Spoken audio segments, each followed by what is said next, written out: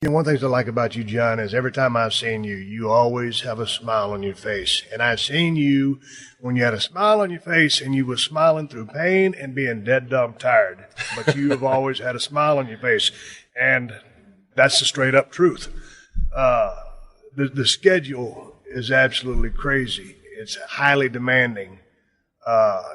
You paid a lot of damn dues.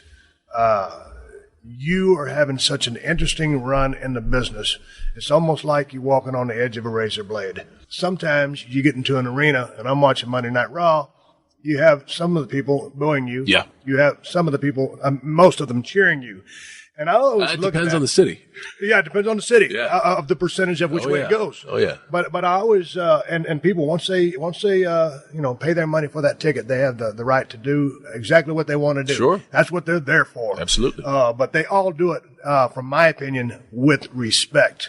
There's not one person out there, I think, that can watch the program and not have a ton of respect for what you do. But when you go out there and you get that mixed reaction, what's going through your head? Because, from my days in the ring, you're trying to be either a babyface 100% or a heel 100%, love or hate, and you're walking that razor blade each and every single night.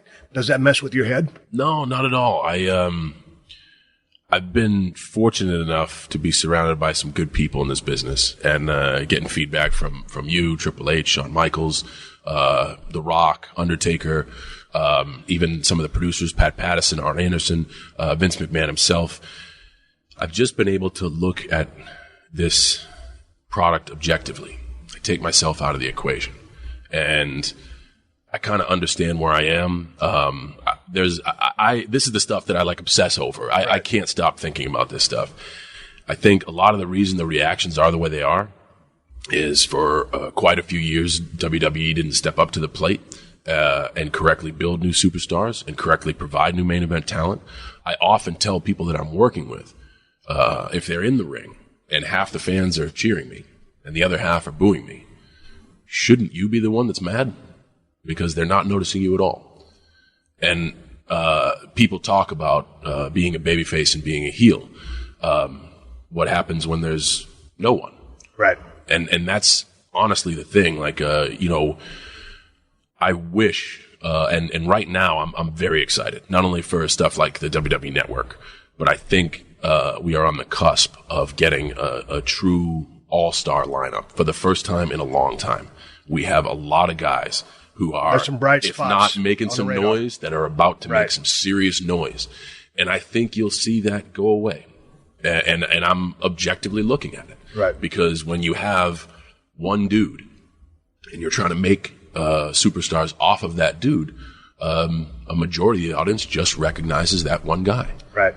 And that's why when you have a feud with Daniel Bryan or a feud with The Rock, you don't hear the "let's go Cena sucks" as much. It's cheer for one guy, boo the other guy. Right. But when it's a one-man party out there, oftentimes the crowd is attached to the one man. Right. We've had conversations in the past. It's great to be hot. It's great to be hot, but you need somebody to dance with. It's all about the dance part. And I mean, it's not that what we have isn't good. No. I could waste 4 hours talking about the state of the business, setbacks I think guys can't overcome. I think we have a locker room full of very, very talented superstars. But I also think we have a locker room full of superstars that are fearful for their employment and are not willing to take that one step, that Austin 316 whipped your ass, or that put a hat on backwards and a chain around your neck when no one else is doing it. Go out on a limb. Go out on a limb. I feel sometimes when I come back every now and then and just kind of observe what's going on, and I'll probably step into the building here in a little bit, but I know a lot of guys are walking on eggshells because there is no other place to go. There is no alternative. Yeah. Can you go to the indie scene? Yes, you can. And I say this with all due respect to anybody on the indie scene, living their dream, doing their thing, having fun. When you're at this show, when you're at the level that you're at, there is no indie scene. No. It's this or nothing.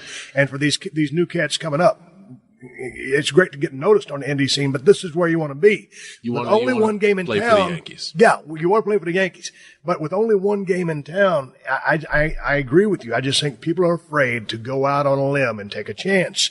And like you said, to your point, the 316, the hat, the backwards, the chain. Just taking a chance. Type thing. And everyone thinks, critics especially, because critics just criticize. Everyone thinks that I was just handed the key to the city. You were not. People have to remember, I wasn't anybody's first choice. If you're looking at a bench of people, I'm last on the bench. And it was an extraordinary set of circumstances with the entire WWE roster that I even got a chance. And I knew that.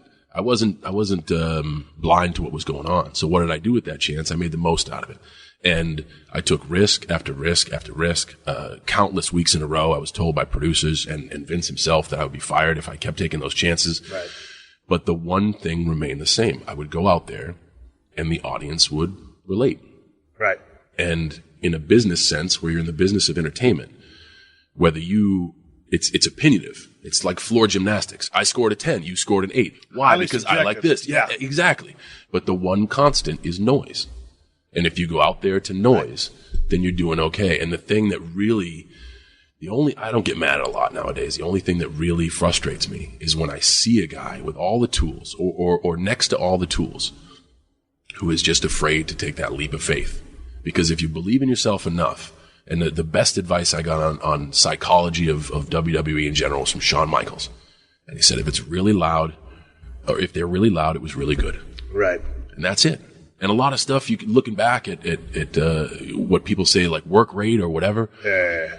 If they're really loud, it was good. Because our job is to make the audience loud and make everything exciting and make everything heartfelt. And I think that's where the polarization of John Cena comes from. People know they're getting me. Right. I speak from the heart. If I win, I win. If I lose, I lose.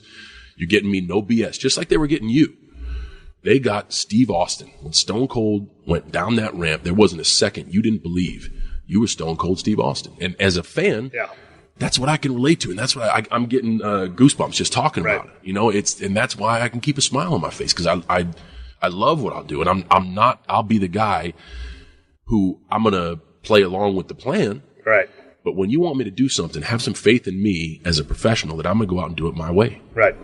Before I go to the Royal Rumble match with you and Randy Orton. Yeah. How much creative input do you have in everything that you're doing right now? Because I would imagine they're going to brush up by you, but you're carrying a pretty big stick right now.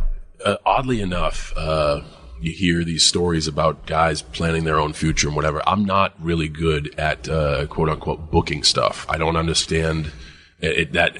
I don't want to say it doesn't interest me. But I'm good with, hey, we have this for you. Okay, I'm going to take this. I'm going to try to make it great.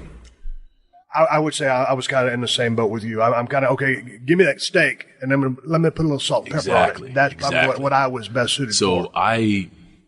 And that's actually, it's helped me in a way, because I never look forward to this or hang my hat on, well, I got this great idea and they didn't use it. So many guys are like, they didn't use my idea. Right.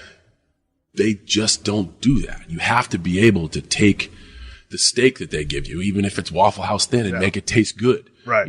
So I get excited about working with new guys or giving new guys an opportunity. There's also so many people out there that will say, he's just hogging the spotlight and he won't even give anybody a chance. I could give you a list as long as the Constitution. And please, let's do this. I think this guy has potential. Let's go with him. And that started back in Albany with Edge when we did the Elimination Chamber, and he won his first championship. Every single person who had a thought on that told me not to do it. Right. But I thought it was going to be great. Right. Hey, let's talk about the Royal Rumble match with Randy Orton just a couple of weeks ago as we speak. It was very interesting. Obviously, I loved it. I'm still in the business. I mean, I'm out of the business, but I'm in it. And anytime you can say something's interesting after seeing what you've seen, that's good. But, you guys, I think it's a matchup that they've seen a lot. And all of a sudden, they wanted a little bit more Daniel Bryan or whatever. Was heading into the Royal Rumble. And so there you are, the top guy with another top guy, two premier hands, and the audience is going absolutely crazy with the cat calls and different names, and you guys in there trying to tell your story. man, I don't hear very well, but you put me in a squared circle that's 20 by 20, I can hear a mouse fart way up there at row 100. Yeah. And so when you're in there, you do something to elicit a response. Based on that response, you proceed accordingly. Sure. All of a sudden, when that crowd's not giving you that feedback, what was going through your mind? I mean, I know you've been there way more times than I have. So what's going through your mind when something like this is happening? Debatable, but oftentimes you find in certain cities, certain circumstances, certain audiences, the audience after WrestleMania, the day after WrestleMania. Anytime, sometimes we go to Toronto, sometimes we go to Montreal, an audience for the Royal Rumble. It is the most diehard WWE collection of the universe that we get. Right. And amazingly enough, disinterest is silence. It's absolute silence. Right. When you see people walking up to the concourse to go get nachos and a beer, Right. that's when you got to reevaluate yourself as a professional. Right. But if they're just blatantly cat call after cat call after cat call, a lot of the nights, I've often said this, the WWE Universe is our biggest superstar. Because if you film our show in an empty arena, Right. it's not as exciting. Right. But with all that chaos going back in the crowd, and our audience likes to be involved, like chants can spread like wildfire. Right. So if you get a group of 1,000 that starts chanting one thing, pretty soon the whole arena is going to be chanting.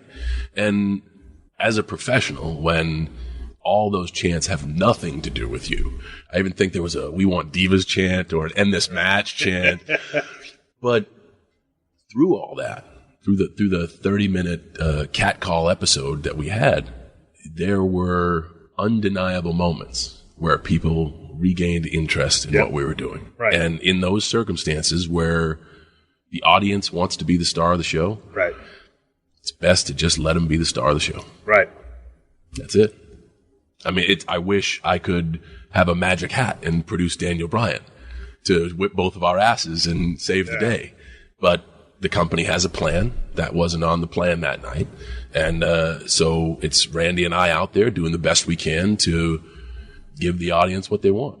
And when they completely just don't want to see you and see another guy, at least they're telling you they don't want to see you. It's not, well, let's go get a t-shirt. Right.